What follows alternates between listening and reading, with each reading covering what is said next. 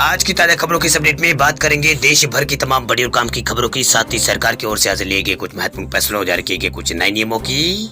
इसके अलावा सरकारी कर्मचारियों के लिए एक जरूरी महत्वपूर्ण खबर निकल कर सामने बताएंगे आपको आगे इस अपडेट में। इसके अलावा छोटे दुकानदारों को भी आसानी से मिलेगा इंश्योरेंस का फायदा, सरकार ने की है तैयारी।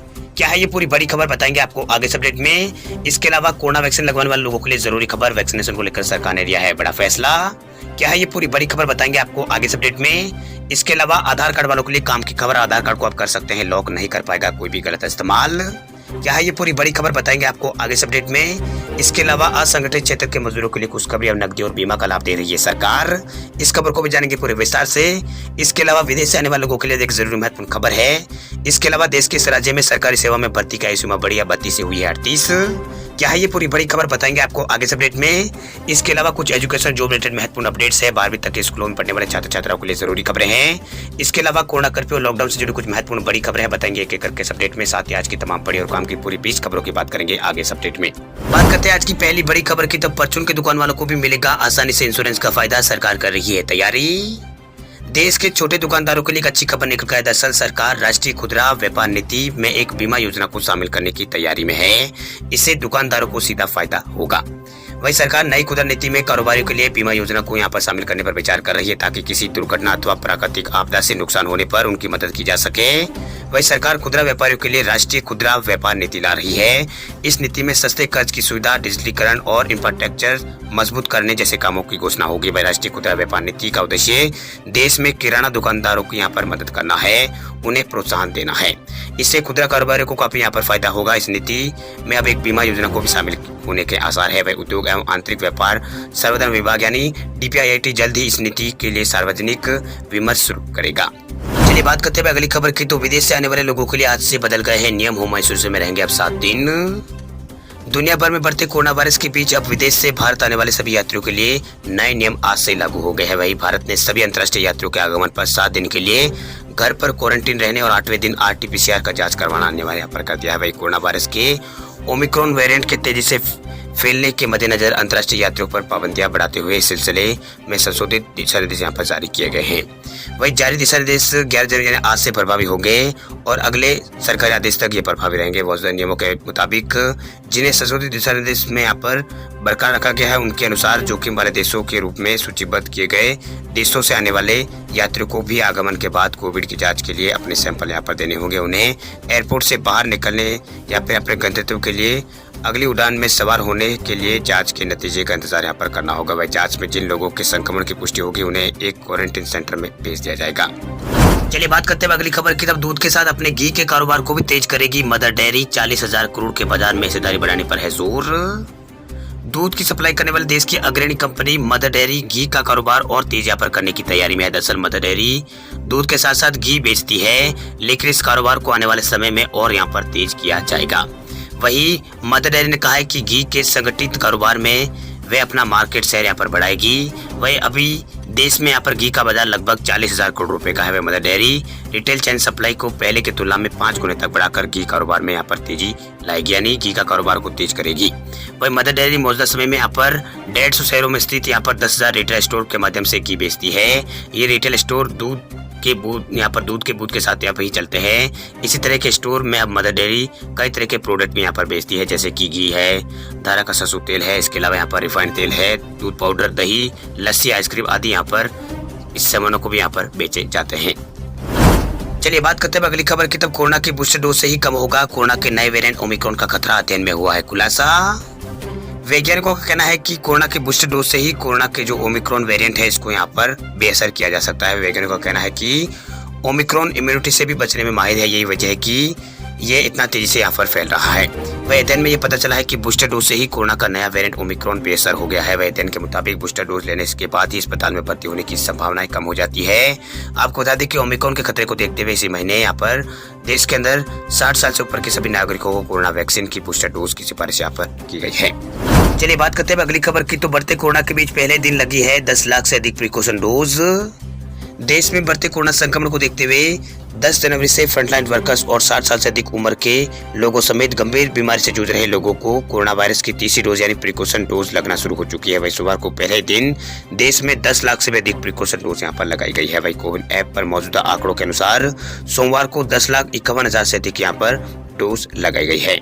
इनमें से यहाँ पर 1,79,000 के आसपास जो डोज है वो दोपहर 1 बजे तक लगा दी गई थी। वही दूसरी गंभीर बीमारी से जूझ रहे बुजुर्गों को करीब यहाँ पर 3,15,000 के आसपास डोज यहाँ पर देश में लगाई गई है। चलिए बात करते हैं अगली खबर की। तो ओडिशा में सरकारी सेवा में भर्ती की आयु सीमा बढ़ी। ओडिशा सरकार ने कैलेंडर वर्ष 2021-22 और 23 में सरकारी सेवा के लिए अधिकतम आयु सीमा को 32 वर्ष से बढ़ाकर 38 वर्ष कर दिया है। वही मुख्यमंत्री की अध्यक्षता में सोमवार को हुई कैबिनेट की बैठक में आयु सीमा को बढ़ाने का निर्णय लिया गया है। वह आधिकारिक जानकारी के मुताबिक सरकार के संज्ञान में आया है कि अपरिहार्य के कारणों के कारण भर्ती प्रक्रिया विलंब हो रहा है, जिसके कारण आवेदकों की आयु समाप्ति यहाँ पर हो जाती है। उन्हें भर्ती परीक्षा में भाग लेने के लिए पर्याप्त अवसर यहाँ पर नहीं मिलते हैं। इन विसंगतियों के मद्देनजर सरकार ने केवल कैलेंडर वर्ष 2021-22 और 23 के दौरान दिए गए यहाँ पर अथवा दिए जाने वाले प्रति विज्ञापनों के तहत सरकारी सेवा में प्रवेश के लिए अधिकृत आयु सीमा को 32 से बढ़ाकर 38 वर्ष यहाँ पर कर दिया है। वही बात करते हैं अगली खबर की। तो गुजरात में 14 जनवरी को पतंगबाजी के दौरान डीजे और सभा पर सरकार ने लगाई है पाबंदी। गुजरात सरकार ने कोरोना वायरस संक्रमण के बढ़ते मामलों को देखते हुए आने वाले उत्तरायण पर्व के लिए कड़े दिशा निर्देश यहाँ पर जारी करते हुए पतंगबाजी के लिए सार्वजनिक स्थानों और सड़कों और खुले मैदानों पर लोगों के एकत्रित होने पर रोक लगा दी है। वही पतंगबाजी के लिए राज्य के गृह विभाग की ओर से जारी अधिसूचना के अनुसार किसी भी सार्वजनिक स्थान, खुले मैदान या फिर सड़कों पर पतंगबाजी यहाँ पर करना मना है। यानी पतंग उड़ाने के लिए लोग एकत्रित यहाँ पर नहीं हो सकेंगे, यानी इस पर रोक लगा दी गई है। इसमें यह भी कहा गया है कि छतों पर या फिर आवासीय सोसाइटी के अंदर बड़ी सभाओं पर भी प्रतिबंध यहाँ पर रहेगा। वही अन्य जगहों पर रहने वाले मेहमानों, दोस्तों या फिर रिश्तेदारों को समारोह के लिए अन्य आवासीय परिसरों में प्रवेश नहीं दिया जाए। इसमें यह भी कहा गया है कि छतों पर या फिर सोसाइटी में डीजे और लाउड स्पीकर का उपयोग पर भी यहाँ पर रोक रहेगी। चलिए बात करते हैं अगली खबर की। तो केंद्रीय कर्मचारियों को मिलेगा पुरानी पेंशन योजना का फायदा, सरकार ने बनाया है जबरदस्त प्लान। केंद्रीय कर्मचारियों के लिए खुशखबरी है। दरअसल अब केंद्रीय कर्मचारियों को जल्द ही पुरानी पेंशन यानी ओल्ड पेंशन स्कीम का फायदा मिल सकता है। वही कर्मचारियों ने लंबे समय से सरकार के सामने ये डिमांड रखी थी। केंद्र सरकार कर्मचारियों की डिमांड पर अब विचार यहाँ पर कर रही है। इसके लिए यहाँ पर ओल्ड पेंशन स्कीम कानून मंत्रालय की यहाँ पर इसमें राय मांगी गई है। अब मंत्रालय इसका जवाब यहाँ पर देगा। दरअसल केंद्र सरकार कर्मचारियों की पुरानी पेंशन योजना देने पर मंथन यहाँ पर कर रही है, जिससे सरकारी कर्मचारियों की भर्ती के लिए विज्ञापन 31 दिसंबर 2003 को या उससे पहले यहाँ पर जारी किए गए थे, उन्हें यह फायदा यहाँ पर मिलेगा। वही कार्मिक लोक शिकायत एवं पेंशन मंत्रालय व राज्य मंत्री प्रधानमंत्री कार्यालय में राज्य मंत्री डॉक्टर जितेंद्र सिंह के अनुसार इस मुद्दे पर फैसला कानून मंत्रालय के जवाब के आने के बाद ही यहाँ पर होगा। वही केंद्रीय मंत्री डॉक्टर जितेंद्र सिंह ने संसद में बताया है कि सुप्रीम कोर्ट का फैसला आने के बाद सरकार ने मामलों को कानून मंत्रालय के अधीन यहाँ पर कर दिया है। वह वित्तीय सेवा विभाग और पेंशन भोगी कल्याण विभाग उन कर्मचारियों को एनपीएस के दायरे से बाहर करने के संबंध में उचित निर्णय ले सकता है, जिनकी भर्ती विज्ञापन 1 जनवरी 2004 को या फिर उससे पहले जारी किया गया था। उन्हें यहाँ पर ओपीएस के तहत यहाँ पर कवर कर सकता है, यानी यहाँ पर ओपीएस के तहत कवर यहाँ पर किया जाएगा। अगर मामला सुलझता है तो पेंशन में बड़ा फायदा देखने को मिल सकता है। चलिए बात करते हैं अगली खबर की। तो आधार कार्ड वालों के लिए जरूरी खबर, आधार कार्ड को कर सकते हैं लॉक, कोई भी नहीं कर पाएगा इसका गलत इस्तेमाल। आधार कार्ड आज के समय में एक बहुत ही जरूरी दस्तावेज बन गया है। वही ऑनलाइन बैंकिंग से लेकर राशन की दुकान तक आधार कार्ड का इस्तेमाल यहाँ पर किया जाता है। किसी भी सरकारी योजना का लाभ लेने के लिए भी आधार कार्ड जरूरी होता है। वही आधार कार्ड की बढ़ती अहमियता के चलते इसके गलत इस्तेमाल की खबरें भी यहाँ पर आ रही है। वही आधार कार्ड का गलत इस्तेमाल ना हो, इसके लिए सरकार समय समय पर आपकी सुरक्षा के उपाय यहाँ पर करती रहती है।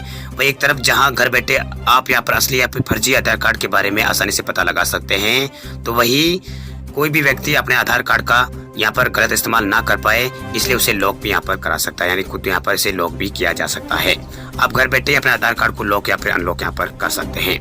वही आधार कार्ड को जारी करने वाली संस्था उदय ने आपको यहाँ पर आधार कार्ड को लॉक करने की सहूलियत भी यहाँ पर देती है। वह आधार कार्ड को लॉक करने का फायदा ये होता है कि अगर कहीं आपका आधार कार्ड अगर गुम जाता है तो कोई भी व्यक्ति आपका जो आधार कार्ड है उसका गलत इस्तेमाल नहीं कर सकता है।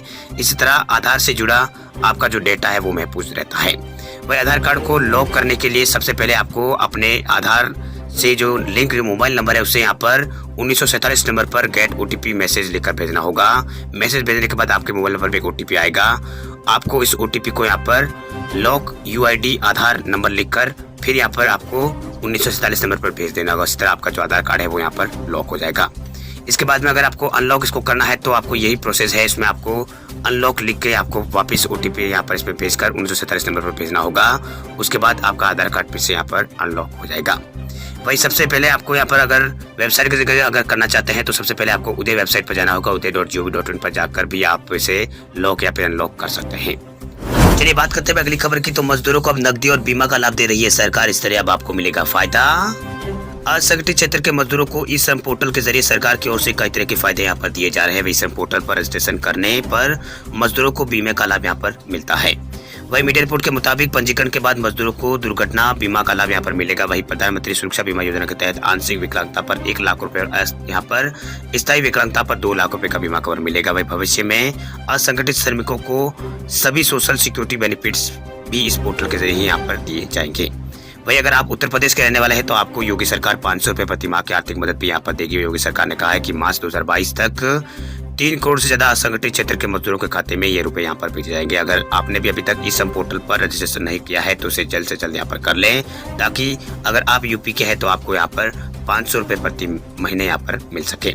वही रजिस्ट्रेशन करने के लिए आपको ई श्रम पोर्टल पर जाना होगा। isam.gov.in पर जाकर वहां जाकर अपना रजिस्ट्रेशन आपको करना होगा। उसके बाद आपको यहाँ पर इस योजना का फायदा मिलेगा। चलिए बात करते हैं अगली खबर की। तो पंजाब नेशनल बैंक के सेविंग अकाउंट में अब डबल रखना होगा न्यूनतम बैलेंस। पैसे कम रखने पर चार्ज भी रहेगा दुगना। पंजाब नेशनल बैंक खाताधारकों को नए साल पर यहाँ पर झटका लगाया। दरअसल सरकारी बैंक ने सामान्य बैंकिंग परिचालन से संबंधित विभिन्न सेवाओं के लिए लगने वाले शुल्क को यहाँ पर बढ़ा दिया है। ये बदलाव आगामी 15 जनवरी 2022 से लागू होंगे। वही PNB की वेबसाइट पर उपलब्ध जानकारी के अनुसार बैंक ने बचत खातों, लॉकर्स और डिमांड ड्राफ्ट और करंट अकाउंट जैसी सुविधाओं के नियमों में भी यहाँ पर बदलाव किया है। वही बचत खाते में अब कम बैलेंस होने पर लगने वाले चार्ज को दुगुना कर दिया गया है। डिमांड ड्राफ्ट को कैंसिल करने पर अब 50 रुपए ज्यादा देने होंगे। इसके अलावा PNB की वेबसाइट पर उपलब्ध जानकारी के अनुसार अब शहरी इलाकों में रहने वाले ग्राहकों के लिए अपने बचत खाते में कम से कम 10,000 रुपए का बैलेंस यहाँ पर होना जरूरी है।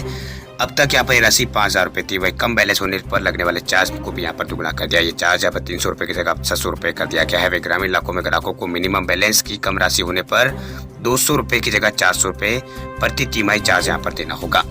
वही PNB ने लॉकर शुल्क में भी यहाँ पर बदलाव किए हैं। वह एक्स्ट्रा लार्ज साइज के लॉकरों को छोड़कर सभी टाइप के लॉकरों पर अब ज्यादा शुल्क यहाँ पर देना होगा।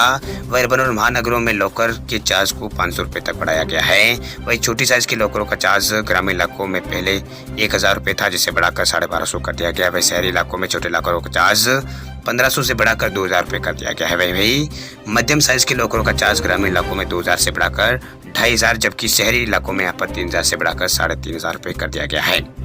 इसके अलावा PNB ने लॉकर विजिट की संख्या भी यहाँ पर घटा दी है। एक साल में अब 12 बार लॉकर के लिए आप विजिट यहाँ पर कर सकते हैं। इसके बाद हर विजिट पर 100 रुपए का अतिरिक्त शुल्क यहाँ पर देना होगा। गौरतलब है कि अब तक 15 बार लॉकर विजिट की सुविधा उपलब्ध थी, यानी अब आप अपने लॉकर को देखने के लिए कम विजिट यहाँ पर कर सकेंगे। वही इसके अलावा बैंक ने यहाँ पर करंट अकाउंट को भी यहाँ पर खोलने के लिए 14 दिन का 1 साल के अंदर आप इसे बंद कर सकते हैं। यानी बैंक का जो करंट अकाउंट है उसे बंद करना भी महंगा हुआ है। दरअसल अब बैंक में करंट अकाउंट को खोलने के 14 दिन और 1 साल के अंदर अगर आप इसे बंद कराते हैं तो 800 रुपए का शुल्क आपको देना होगा। अब तक ये 700 रुपए था। इसके अलावा 1 फरवरी से आपकी किसी किस्त या फिर निवेश का डिबेट पैसे ना होने से फेल होता है तो उसके लिए यहाँ पर आपको 250 रुपए चार्ज भी देने होंगे। अभी तक इसके लिए 100 रुपए लगते थे। चलिए बात करते हैं अगली खबर की। तो राजस्थान में आज यानी 11 जनवरी से बाजार रात 8 बजे होंगे बंद। गाइडलाइंस का उल्लंघन करने पर लगेगा जुर्माना। राजस्थान में गहलोत सरकार ने 12वीं तक के स्कूलों को बंद करने और रात्रि 8 बजे से बाजार बंद करने की 9 जनवरी को जो पाबंदियां जारी की थी वह आज यानी 11 जनवरी मंगलवार से पूरे प्रदेश में लागू हो गई है।